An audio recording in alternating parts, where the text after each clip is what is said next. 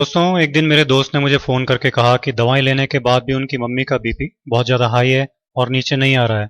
उनकी लाइफ के लिए हमें डर लग रहा है। ये कहते कहते वो रोने लगे। मैंने कहा चिंता मत करो, मैं एक नुस्खा बताता हूँ, उसे तुरंत बनाकर दो। और एक एक्यूप्रेशर भी बता देता हूँ जो कितना भी बीपी हाई हो जाए तुरंत काम करेगा और 5-7 मिनट में ही बीपी नॉर्मल आ जाएगा। मैंने कहा कि एक कटोरी पुदीने की पत्तियां मिक्सी में डालो, साथ में 2-3 चुटकी काली मिर्ची का पाउडर और थोड़ा सा पानी डाल लो और इसको पीस लो। पुदीने की चटनी बन जाएगी। पुदीने की चटनी की 2-3 चम्मच तुरंत इनको खिलाओ। उन्होंने कहा कि हम अभी बनाकर इसे खिलाते हैं।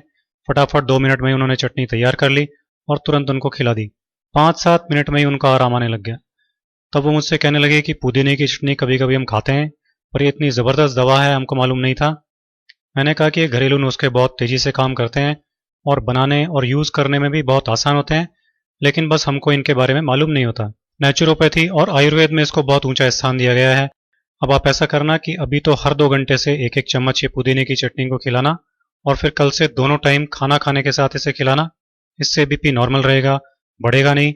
इससे पेट भी साफ रहेगा और गैस भी नहीं बनेगी, क्योंकि पेट की गड़बड़ी और गैस से भी कई बार बीपी हो जाता है। तो अगर इनको इसकी वजह से बीपी बढ़ रहा होगा तो वो प्रॉब्लम भी हमेशा के लिए खत्म हो जाएगी।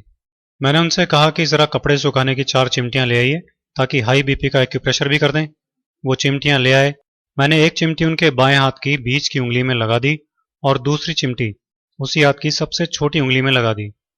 इसी तरह से तीसरी चिमटी उनके दाएं हाथ की बीच की उंगली में लगा दी और चौथी चिमटी दाएं हाथ की सबसे छोटी उंगली में इस तरह से लगा दी। मैंने उनसे कहा कि जैसे ही आपको अनईजी लगने लगे तो आप बता देना, इनको उतार देंगे। 5 मिनट बाद ही उन्होंने कहा कि अनईजी लग रहा है।